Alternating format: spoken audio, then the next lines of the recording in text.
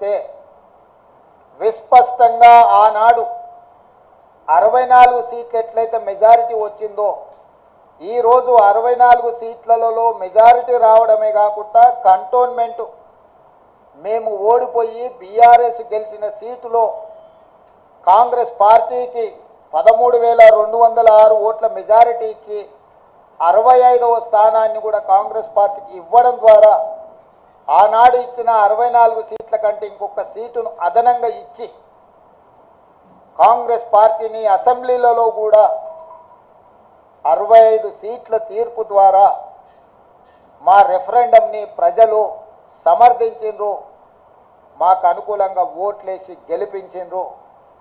Congress party అధ్యక్షుడిగా ముఖ్యమంత్రిగా Congress party ప్రజాప్రతినిధులకు మంత్రివర్గ సహచరులకు శాసనసభ్యులకు రాష్ట్ర స్థాయి నాయకులకు జిల్లా స్థాయి నాయకులకు మండల స్థాయి నాయకులకు మరీ ముఖ్యంగా గ్రామ స్థాయి కార్యకర్తలకు మనస్ఫూర్తిగా కృతజ్ఞతలు ధన్యవాదాలు తెలియజేస్తున్నా.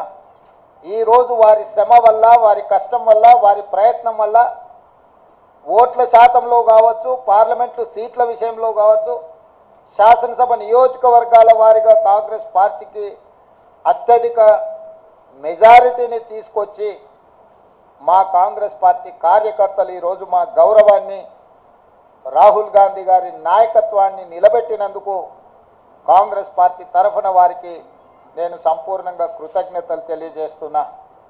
ఇక రెండవది 8 పార్లమెంట్ సీట్లు గెలిచిన భారతీయ జనతా పార్టీ 2019లో 4 పార్లమెంట్లు గెలిస్తే ఈరోజు 8 పార్లమెంట్లు సీట్లు గెలవడం జరిగింది. వాళ్ళు కూడా వాళ్ళ సీట్లను పెంచుకున్నారు. ఆనాడు 20% ఉన్న ఓట్లను వాళ్ళు ఈరోజు 35%కి పెంచుకోవడం జరిగింది. అంటే రాష్ట్రంలో భారతీయ జనతా పార్టీ కూడా ఓట్లు సీట్లు పెరగడం జరిగింది.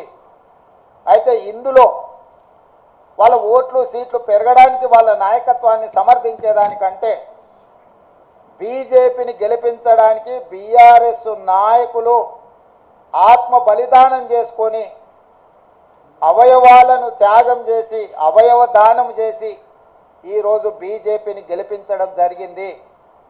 బీజేపీ గెలిచిన 8 పార్లమెంటు నియోజకవర్గాలలో బీఆర్ఎస్ 7 సీట్లల్లో డిపాజిట్లు కోల్పోయింది.